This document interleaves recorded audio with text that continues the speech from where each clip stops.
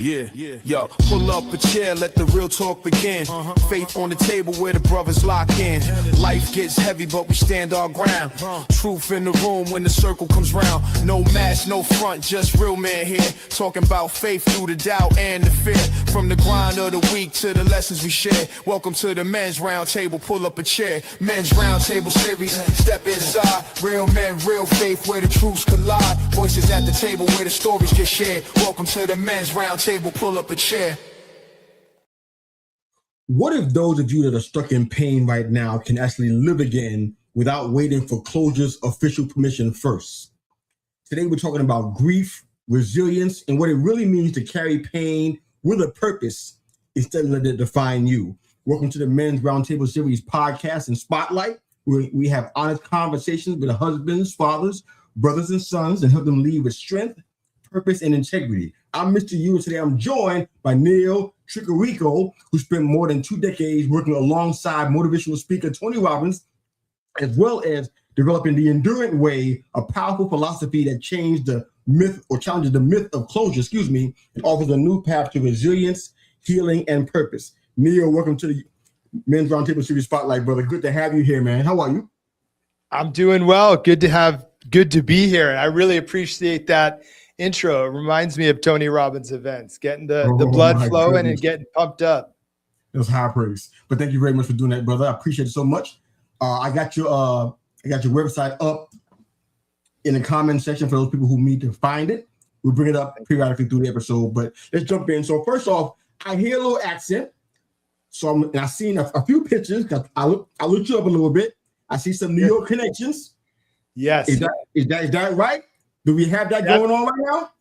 We do, although, I live in San Diego, but both of my parents are from Brooklyn, Canarsie and Sheepshead Bay. So I've just grown up, New York through and through. Mets fan, Giants fan. I know that's not a most common combination, but yeah, where in New York are you? It's not. I'm from Brooklyn originally. That's my hometown, Flatbush, Bedford-Stuyvesant, and Crown Heights specifically. I'm in the Charleston, South Carolina metro now. So I moved to South Carolina, to Tampa, Florida, and back to South Carolina. So I totally get that. I still got family out there. I visit when I can, man, but I get to move. I totally get it. You avoided the snow. No more shoveling. Nothing wrong with that, man. Smart move by you and your family, man. No problem there, man. That's good stuff. Well, I miss the vibe and the energy, though. We get back twice a year, usually in the winter and summer. And I love Charleston. Just was there a couple of months ago visiting College of Charleston with my daughter. What a great area.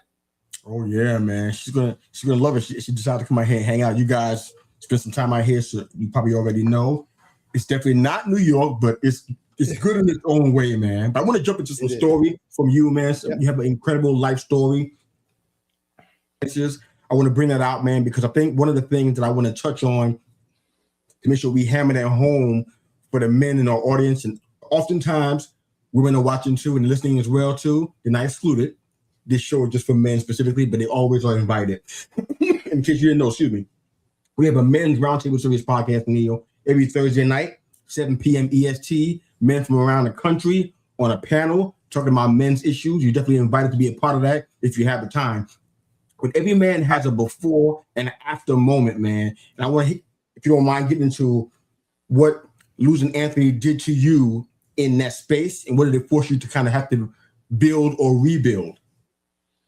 Yeah, great question. I would love to join the panel and the round table. It sounds like an awesome show and just what I needed. So, yeah, 2 years ago, I lost my son Anthony to suicide, and Anthony was my pride and joy, is my pride and joy, and amazing human being and young man. And I'm so blessed for the 16 and a half years that we had together. And Anthony struggled with high functioning autism. And while, life on the outside seems normal, and in many cases, as though he were thriving, his struggles with mental health and depression were very real. And he had a 2-year journey, our whole family did, where he was struggling with suicidality. And sadly, we despite all of our efforts, including his, he had it in mind for his senior project to focus on suicide prevention and, most importantly, removing the stigma of the word suicide. So it was very, very real for him. And we came to realize after a few weeks after that, unbeknownst to us, kids between the ages of 12 and 18 with this high functioning autism diagnosis are nearly 30% more likely to take their own lives. And they're the group with the highest completion rate, meaning when they make up their minds, that's decided.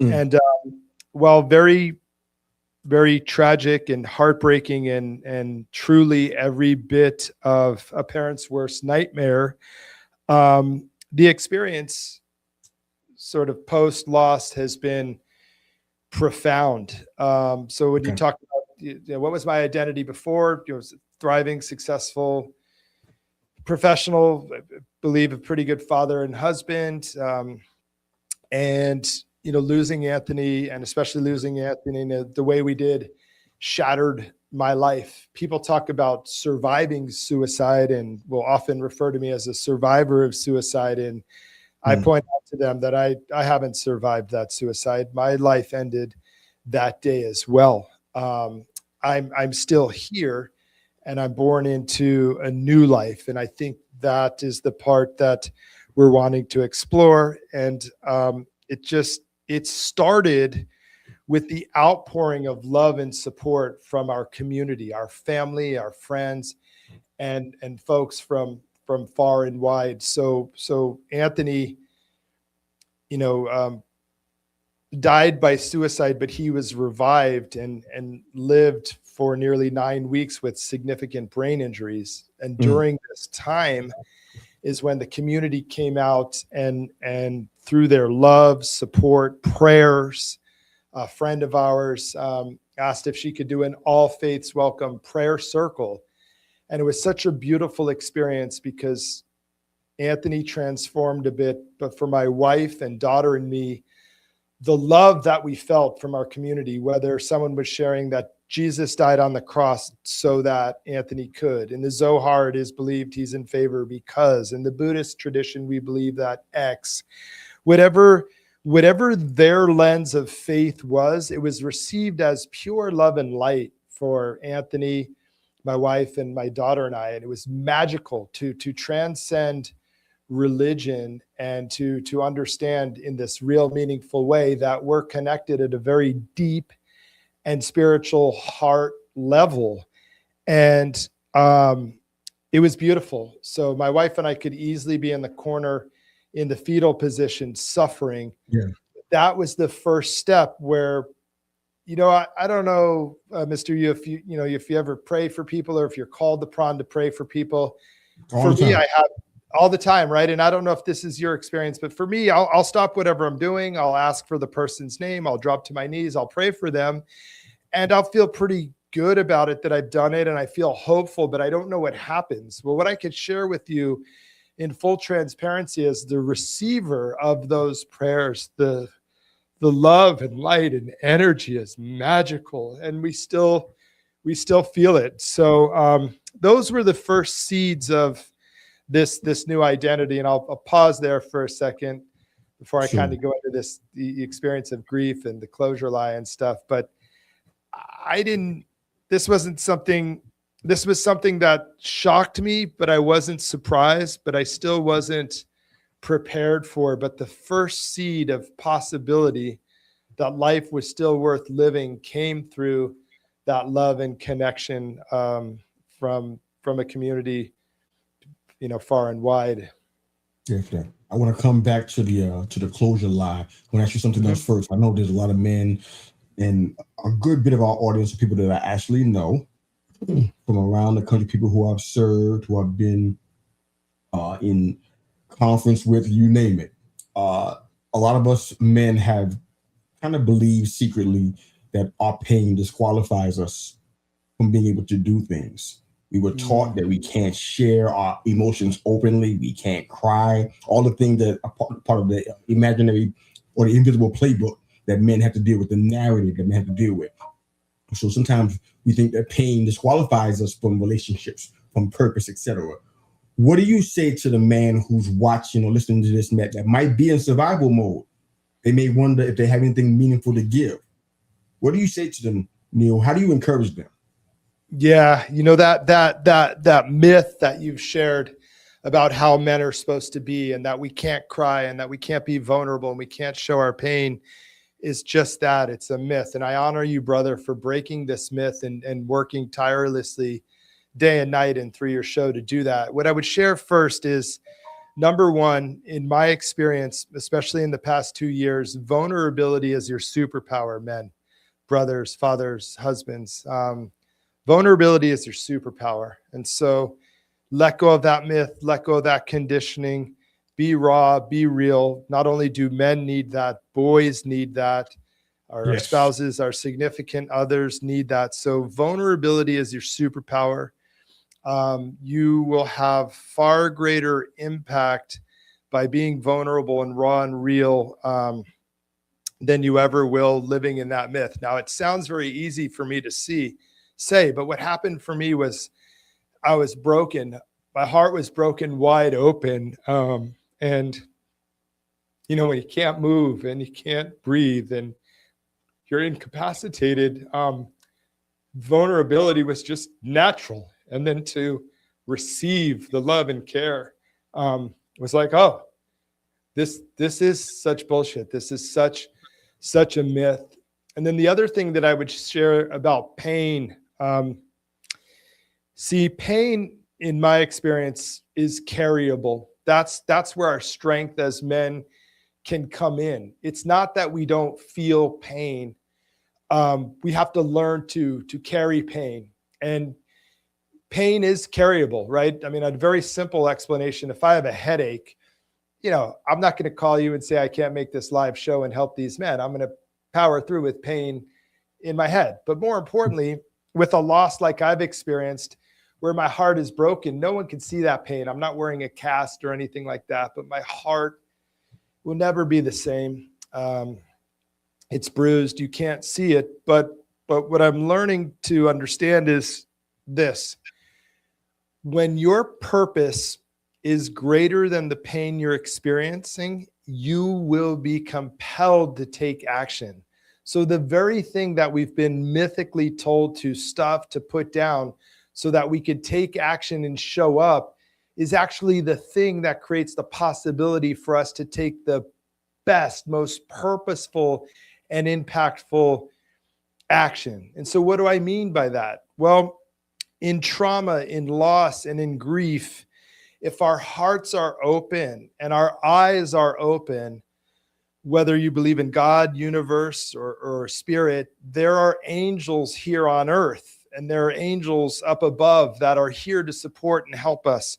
But if we're in the corner in the fetal position suffering, if our heart is closed and our eyes are closed, we can't experience that. But if our hearts and eyes are wide open, it creates the possibility that we may be called to something greater.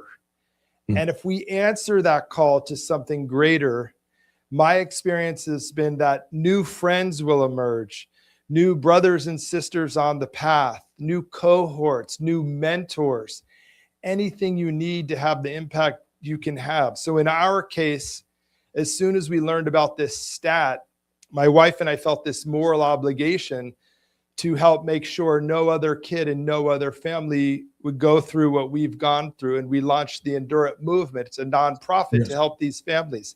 That purpose is what enables me to stay just north of suffering. So what I mean is suffering, we can't act. We're paralyzed. It's not carryable. People may empathize and understand my loss, but if I'm suffering, I'm wasting the possibility of my destiny. But if I can just stay just north of suffering and experience pain, now I have an opportunity for what I call the both and. See, I can carry pain and be present, right? I can have the most extraordinary level of trauma and unimaginable pain that I've never felt before. So for me, I'm a loving guy. I love humans. I love interaction. People describe me as someone who squeezes every ounce of fun and joy out of life. And God bless me, man, that didn't go away.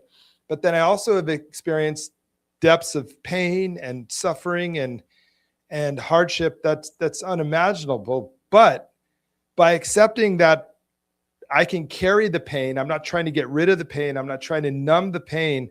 What it creates is this vast spectrum of experience where I can feel the depths, untold depths of pain and discomfort, but so true is the equal and opposite.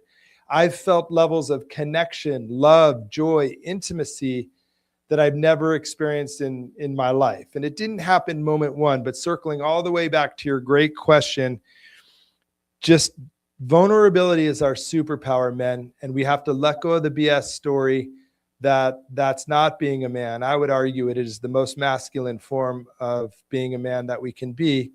And to understand that when our purpose, some calling, something greater than our pain, we will just automatically be compelled into action.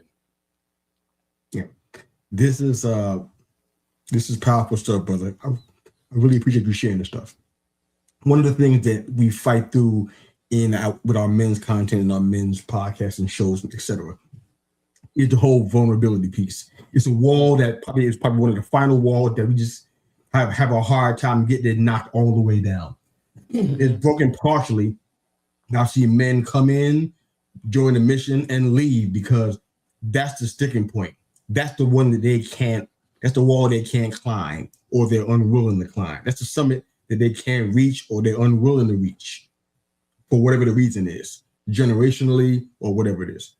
I'd love for you to kind of share, because I feel like there are men that are watching and listening and real on the replay, and they're hearing you share this story from a practical standpoint, an everyday living standpoint. They might be missing something. So I want you to help them out today, because I can tell by the tenor of your voice, the times where I feel the emotion rising up, that this is still fresh. Even after 2 years, you're still present with this pain, with the trauma of losing Anthony. I can hear that. I can relate to it in other situations as well. Tell the men that are watching, listen today, even whoever else is watching, what does it look like on a daily basis with you and your family? Because you guys probably see the pictures on the wall, or the room that he slept in, or you see the seat at the table that he used to make his seat. Yeah. What does it look like every day? Yeah, I'll tell you about it. And I want to, how do I want to approach this? There's really two parts to what you're sharing there. And I think I'll work backwards. So there's the one part, how do I do it day to day in my experience in the real absence of Anthony here? And then the second part is how can I help other men break through their fear of vulnerability, especially if they take some chances and put themselves out there vulnerably, and maybe it doesn't go as they had hoped. And I'd really like to address both, because please do. Go ahead. Yes, my emotion comes from the loss from Anth, but what I'm really feeling emotional about in what you shared is that there are men who are coming, who are willing to try and to step into vulnerability, and for whatever reason don't feel what they need to, and they go back out. And that breaks my heart, because we have to help them. So how does it work? Especially early on. So grief doesn't get better, it just gets different. So yeah, Anthony was hospitalized for 9 weeks. We were fortunate enough and blessed to get to stay at the Ronald McDonald House across the street. So when we returned home after, over 2 months, the silence was deafening, and all the things that you shared about the room and the voice, and just his energy was just missing. And it was really, really hard, my man, early on. But what was interesting is I couldn't look at things, or I couldn't go into his room, or I'd walk around it, or it was very hard to see his car outside. But over time, when I say grief doesn't go away, or there's no closure or end to it, there are things that you do and steps you could take, but over time, if your heart's open and your eyes are open to it,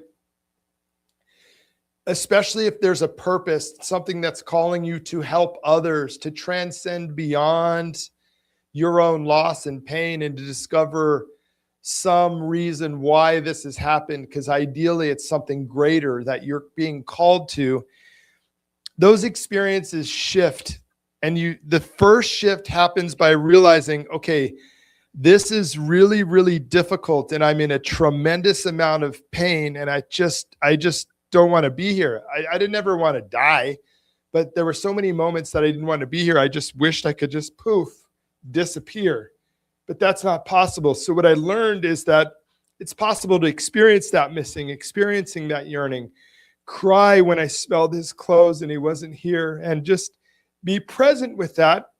And then also know that when I go into the next room, whether it be with my daughter or wife, I could be present with them. When my friends are encouraging me to come out and see a comedy show with them or live music, to show up, and that pain and ache still exists, but something like comedy or live music for me fueled my soul. And that's when I started to experience the duality of emotions, meaning I felt this pain and ache in my heart that no one could see, but I was also capable of laughing at funny stuff, feeling the beat of music in a way that I'd never felt it before. And that's when the muscle started to build, like, oh, it's not like I feel pain or heartache and then I need to change it to feel joy. And so you got to take those first steps, is what I would say, is like when you're hurting and you're grieving in those experiences where the missing and the ache just takes your breath away, experience every level of it. It's like when we were little kids and we cried and cried and cried. We're like, and we cried until we couldn't cry anymore. And then there was this like freedom, like the fever broke. Experience it to that level so it washes through you, because that creates the capacity for love and joy to also be experienced. So then when you're laughing, really feel that laughter. When you're experiencing connection, really feel that connection. That's what I would share about that second part about what you were saying. And then I really want to go back to that first part for any men that have taken a chance and stuck their toe in their water and have been vulnerable and maybe got shot down, or it wasn't received as I or you or your community might be sharing. Don't give up. It just means you haven't found your tribe. You haven't found the community of men, masculine men. You're surrounded more by people that are stuck in these old bullshit stories of conditioning. Now, you're not going to be able to convince them yet, but if you go to communities like yours and interact with folks like myself and other men out there, you're going to activate what's called your reticular activating system, a part of your brain that's going to start to seek these things out. So just change your space, change your environment, because when you start to share vulnerably, what you'll receive back is so beautiful and profound. You'll feel increasingly more comfortable to be vulnerable. So please, men, don't give up. If somehow you're shot down or maybe shamed for being vulnerable, you're just not with the right people just yet. Thank you, Neal. I want to take the time to just ask a couple more questions and then we'll close the broadcast out for today. So I'll come back to the closure lie. I want to go ahead and give you the opportunity to kind of speak to that. It's the kind of phrase that's really hard to forget when you hear it. Yeah. Real briefly, what does that mean? Yeah. So the good news is we've covered it in large part here, but basically, much like, men being vulnerable is a myth, this idea of closure is a myth. All right. I don't want to take anything away from, the 5 steps of grief or anything like that. All of those steps are true. You're going to experience, disbelief, anger, resentment, all those things. But grief isn't some process with a start and an end. It's not like this experience happens, you grieve, and then it's over and now you're back to yourself. That's the myth. Everything I've shared up until this point is the journey. The journey says that grief is just love that hasn't found a place to go. And so we carry the ache, we carry the heartache, and we love, and we show up, and we experience joy, and we experience intimacy. So grief just becomes something that shapes us. It becomes different. It becomes lighter. We become more connected. There's not a start and end to it. And just in the past couple of years, as I've worked with so many men, especially, they're frustrated because they've understood, like, if they do the work, then there's some magical healing and they're fixed. No, you do the work so that you can learn to, you don't want to lose that heartache. You want to feel the ache because it creates the possibility for even more joy. So the closure lie is this lie that has left so many men and humans feeling like they did it wrong because they're not feeling the relief of going through some process that's supposed to end in closure. But when in fact, when you can carry both the pain, you can't carry suffering, but if you can carry the pain and the joy, there's nothing to close or finish. And in fact, you're left with something far greater, a purposeful life, deeper connections, more love, more intimacy. Love it, man. All right, so final question, man, and then we'll go ahead and close the broadcast out. Yeah. Hope it's not too tough a question, but I do this on our shows, and I can't help myself. I think a little differently than other people, I guess. I offer and I speak and I podcast about community pretty much consistently in every area where I have any kind of reach in the media space or in the coaching space or even in the ministry space. I emphasize community a lot because I recognize the value of it, especially 6 years ago. I realized how much we really needed it and how much it's life-changing. How do you, Neal, practically guard against isolation outside of the family comfort zone? I'm asking that for a lot of different reasons because there are a lot of men that I've seen come through and leave, and they always lean on the family as this is all I need. I don't need to talk to anybody else. I don't need to be around anybody else. This is it. But the family doesn't consist always of men. So, especially men who don't automatically agree with what you have to say. So for you personally, Neal, how do you guard against isolation outside of the family comfort zone space, if that makes sense? It does.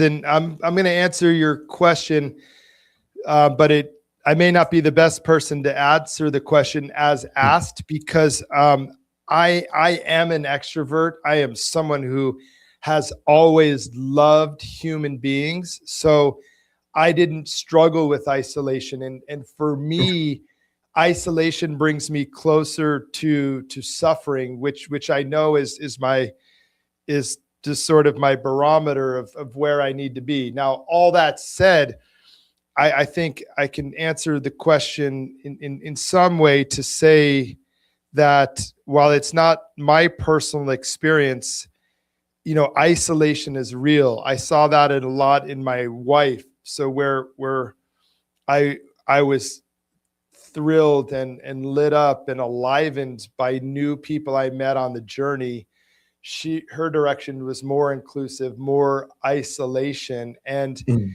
it on its own, that's okay, as long as that isolation isn't leading to suffering, right? So we don't want to make someone who's feeling introverted say, go be extrovert.